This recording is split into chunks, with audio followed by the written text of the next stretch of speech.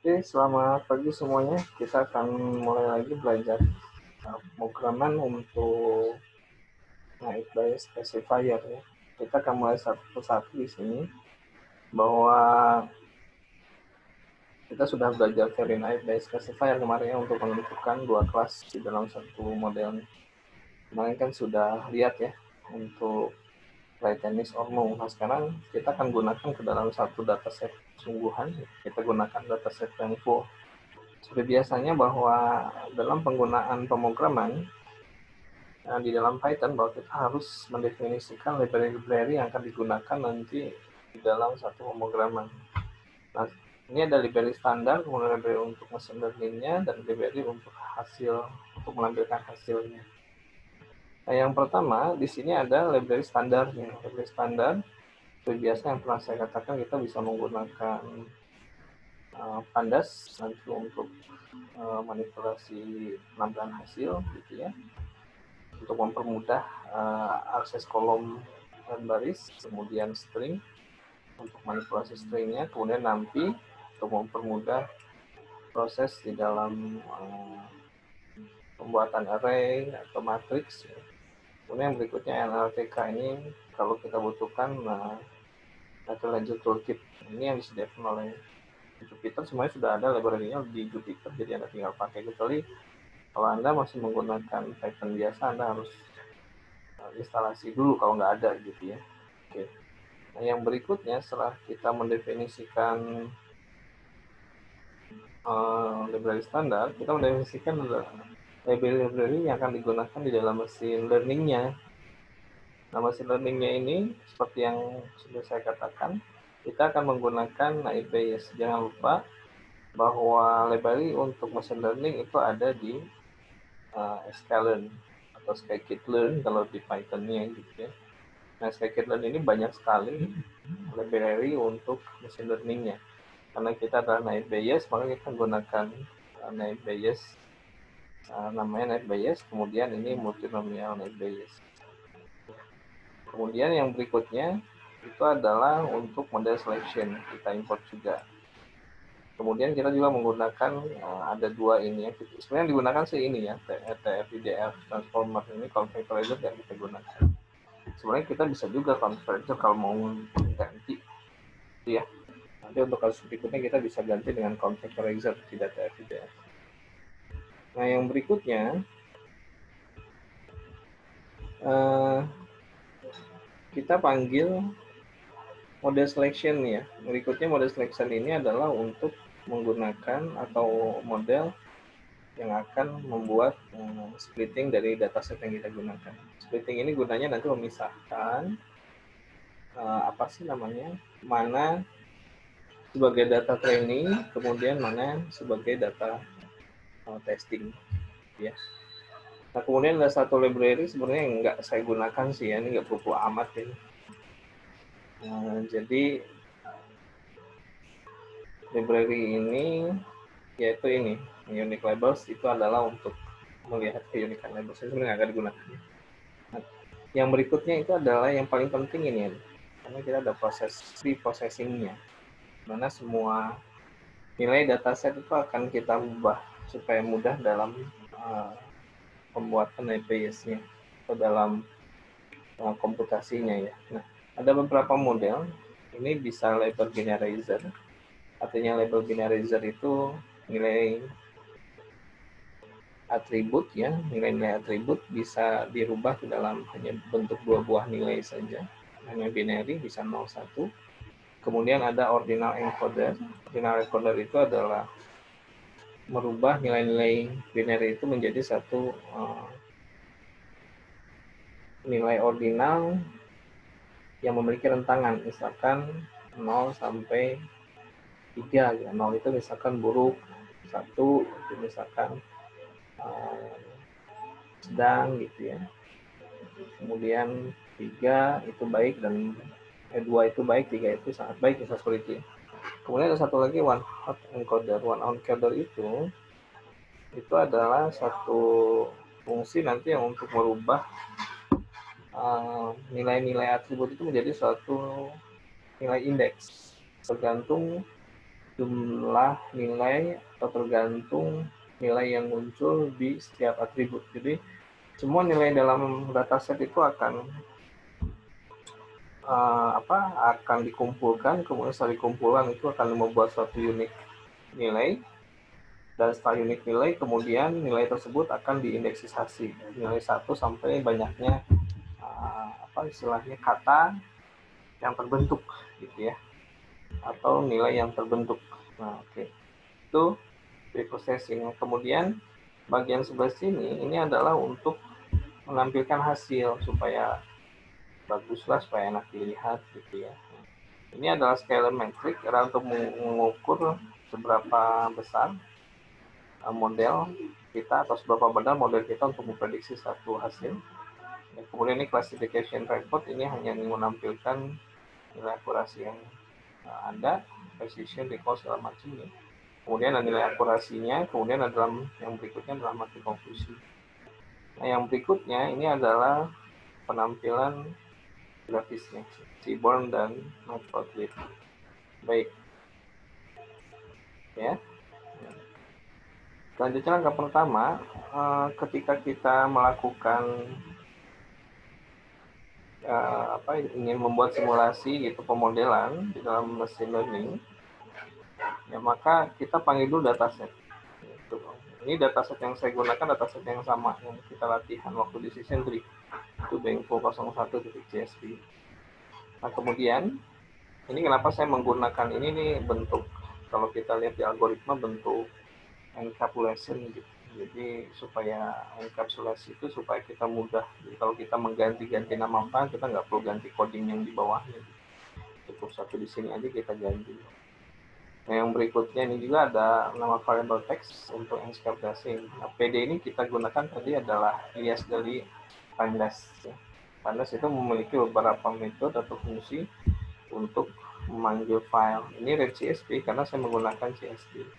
Anda bisa juga nanti ini di TXT, asal ini TXT, ini Excel, ini XLS gitu ya, silakan saja. Nah, kemudian ini tergantung file yang digunakan. Kalau karena saya menggunakan CSV, ini koma delimiter, maka saya menggunakan delimiter pembatas antar kolom itu menggunakan titik koma. Nah, jenis font yang saya gunakan itu adalah universal font 8.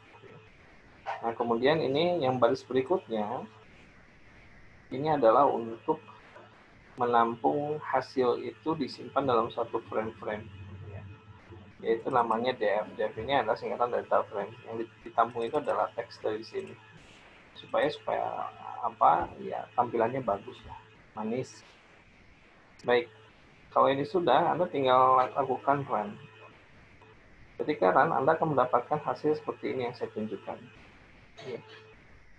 Jadi Anda harus punya hasil yang seperti ini. Kalau hasilnya tidak seperti ini, berarti Anda itu ada kesalahan. Hasilnya harus seperti ini yang saya tunjukkan. Ya. Nah, ini semua nih. Nah, di sini ini ada 500, kalau saat ini ada 500 instance.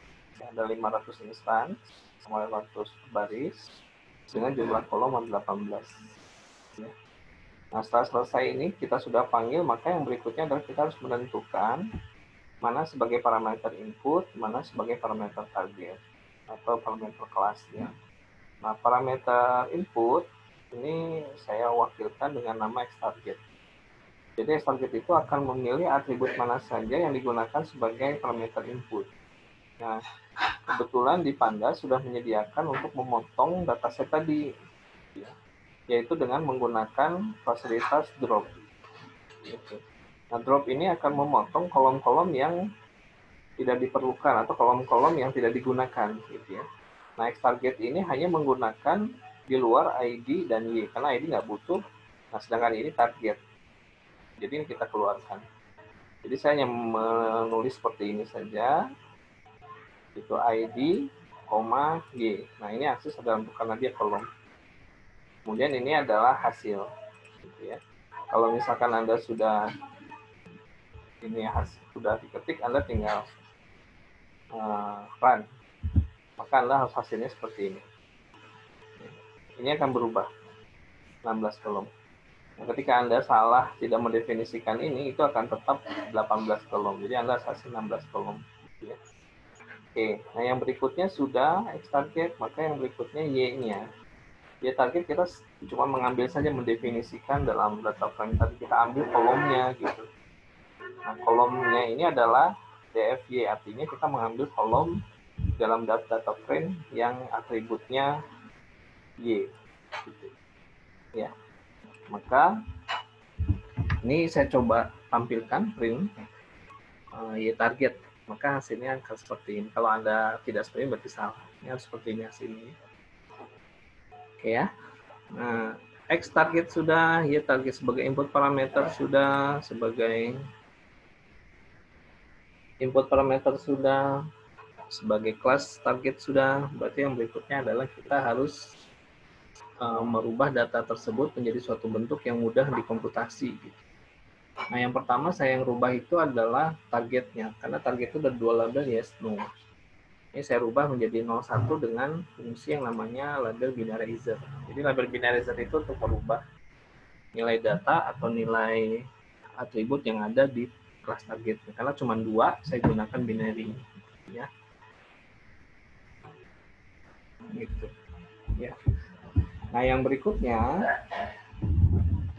setelah ini selesai, label binarizer didefinisikan, maka kita cukup menuliskan sintaks seperti ini. Gitu ya, encoder titik fit transformnya, artinya kita akan melakukan transformasi terhadap nilai-nilai yang ada di Y target tadi. Kalau ketemu yes, rubah jadi 1. Kalau ketemu no, rubah jadi 0. Ya. Kemudian ini coba tampilkan hasil. Ketika dieksekusi Anda ketik run, maka hasilnya harus seperti yang saya tunjukkan ini. Ya, kalau tidak seperti ini Anda salah. Jadi Anda harus seperti ini. Nanti 0, 0, 0, 0 gitu. Ini ada angka satunya di sini. Nah, ini 1 itu berarti yes. Yang ini.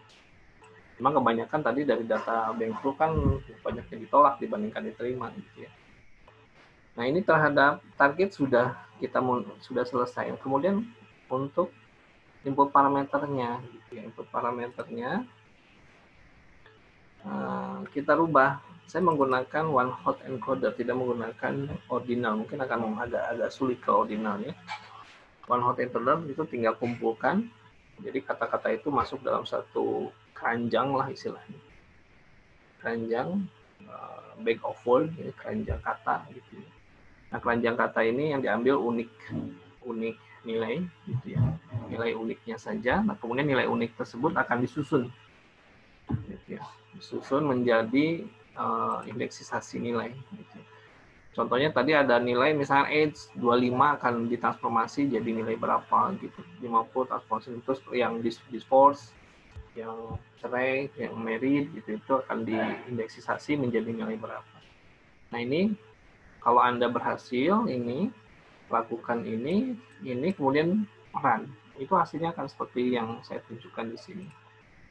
Gitu ya. Nah, ini akan seperti ini hasilnya nih. Ya, nah ini ada, nah coba Anda lihat di sini ada 0000, gitu ya. Nah, 0000, kenapa ini banyak sekali? Ini karena atributnya ada 16 kolom yang dilakukan transformasi gitu. Ya, kebetulan indeks yang 36 saya nggak tahu kata apa, tapi bisa ditelusuri gitu ya. Ini munculnya 1 kali. Yang 44 menjadi 1 kali. Jadi semua serba 1 kali. Ini kebetulan kalau dilakukan perhitungannya ada 750 unik nilai. Sehingga kalau kita gambarkan dalam bentuk matrik itu ada 750 kolom gitu ya. Atau istilah dalam dataset fitur ada 750 fitur atau kata atau kolom atau atribut gitu ya. Dari 500 instansi. Jadi dari 500 baris. Ini berarti kata-kata yang tadi dalam dataset itu kalau kita masukkan dalam keranjang kata gitu ya, semua dimasukkan aja. Atribut umur, atribut itu semua kata-katanya digabungkan, itu terdapat 750 nilai unik gitu ya, indeksisasinya jadi 750. Baik, kalau ini sudah, yang atas sudah target, lakukan, kita mulai tahap membuat learning-nya. Nah, dalam learning ini kita tentunya menggunakan dua data. Satu data training, satu data testing. Data training itu yang digunakan nanti dalam learning-nya untuk membuat model learning-nya. Kemudian data testing itu data yang digunakan untuk menguji dari model yang sudah dibentuknya, gitu ya. Atau untuk menguji naive Bayes yang sudah dibentuknya. Nah, saya harus memisahkan dulu dataset yang ada tadi. Gitu ya. Ini variabel yang saya bentuk, xtrain, artinya untuk input parameter trainingnya, kemudian xtest, ini adalah input parameter testingnya, ytrain ini adalah kelas target trainingnya, ytest ada kelas target untuk testingnya. Nah, biasanya xtrain akan dipasangkan dengan ytrain, xtest akan dipasangkan ytest. Nah, gunakan fungsi yang namanya train test split. XY ini adalah nilai data yang diambil dari pendefinisian di atas di sini. X itu artinya input parameter untuk prediksinya, yaitu ada kelas targetnya. Kemudian ada test size 0,3. Ini sesuai yang tadi saya katakan. Dalam satu literatur, kalau datanya nggak terlalu banyak, biasanya 70-30. Jadi 70 data training, 30 itu data testing. Gitu ya. Nah, kemudian menggunakan random state 1. Ini nggak terlalu inilah ya. Nah, yang berikutnya, ini saya ingin tahu saja ketika pembagian data tadi, data tes dan data training gitu, jumlahnya jadi berapa. Nah, ini hasilnya kalau kita sukses, dia kan hasilnya harus seperti ini. Jadi data trainingnya 350, data tesnya adalah 150 karena 30%. Nah, kalau Anda ini rubah-rubah silakan saja. Kalau mau rubah-rubah ini saya rubah 0,1 misalkan. Ya berarti cuma 50 di sini, ini 450. Anda rubah 4, ya ini berarti nanti 200, ini 300. Begitu terus nih ya. Oke. Kalau sudah, maka kita panggil pengenerate-nya, pembuat model itu multinomial naive Bayes. Kita lakukan fit itu adalah data yang akan kita gunakan. Xtrain itu tadi input parameternya, ytrain itu input class labelnya. Ini kita lakukan pemodelan. Ini NP-Rapel adalah untuk fasilitas di NumPy, dia untuk merubah posisi matriks ya. Misalkan matriks ordo 1x3 itu jadi 3x1. Kalau Anda sukses di sini, Anda bisa print mesinnya. Ketika saya menggunakan print naive Bayes, hasilnya harus seperti ini. Nah, alpha 1 itu adalah learning rate-nya. Gitu ya. Anda kalau mau merubah alpanya, boleh di sini tambahkan disebutnya tuning parameter. Misalnya alpanya 0,1, jadi sangat presisi banget gitu. Kemudian ini kelas priornya tidak ditentukan, tidak membuat kelas, tapi fit priornya ditentukan. Fit prior itu adalah untuk memprediksi posteriornya nanti. Istilahnya dalam mesin learning itu kan ada, kemarin yang saya ajarkan ke Anda kan ada istilah prior, ada istilah posterior ya. Kalau misalkan posterior itu misalkan kemarin probabilitas misalkan Y given X gitu ya. Itu sama dengan probabilitas X given Y yang dikalikan probabilitas X kalau nggak salah ya, dibagi dengan probabilitas given Y. Probabilitas Y. Ya. Nah, kalau ini sudah, kita lakukan prediksi modelnya. Naive Bayes kita ambil nama modelnya, kemudian prediksi dari nilai X-test-nya. Hati-hati di sini. Ini bukan Y-training lagi ya. Kalau Y-training nanti 100%. Kita gunakan X-test data yang di luar tadi, 30% kita gunakan. Kemudian akurasinya berapa? Print prediction, ini nilainya tadi semuanya.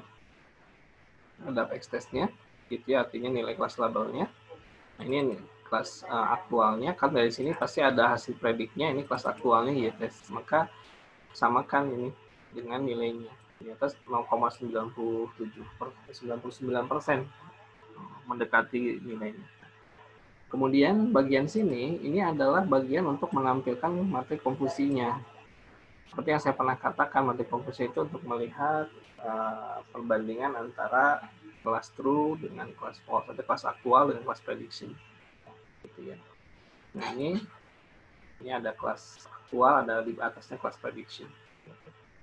Nah, kemudian yang bagian di sini, ini adalah bagian di mana Anda untuk menampilkan, mempercantik tampilan gitu ya. Ini menggunakan ini Anda tinggal copy paste aja karena ini given programnya sudah ada gitu ya. Kemudian bagian ini adalah menampilkan yang tadi. Nah, kalau Anda betul eksekusi, nah ini mati konfusinya seperti ini. Kemudian diagramnya akan jadi seperti ini gitu ya. Nah, diagramnya sekarang seperti ini, kemudian seperti ini. Nah, kalau Anda sukses semua, maka programnya itu akan seperti yang saya ajarkan di sini. Nah, tugas Anda sekarang silakan ini ketik kembali. Saya minta Anda ketik kembali, jangan copy paste walaupun scriptnya saya kasihkan, tapi Anda tolong betul-betul ketik. Ya minimal copy per cell, jadi per cell itu per baris ini. Nah ini cara copy biar Anda tahu eksekusi satu per satu. Jangan Anda langsung copy semua atau panggil, jangan. Tapi satu per satu. Ya. Nah, nanti hasilnya kalau Anda sudah sukses semua, tolong di-upload ke directory atau ke menu tugas di kuliah online Anda ya, sebagai latihan. Saya akan tunggu, akan lihat sampai selesai jam pelajaran. Ya, nah, begitu saja yang bisa saya sampaikan. Silakan Anda praktek langsung gunakan itu, gitu ya, hidupkan filenya, hidupkan programnya. Nanti Anda ikuti langkah-langkahnya. Oke ya?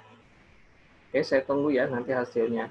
Jangan lupa akhir sesi hasilnya sudah diupload ke directory Anda ya, khususnya di directory tugas Anda. Oke, terima kasih.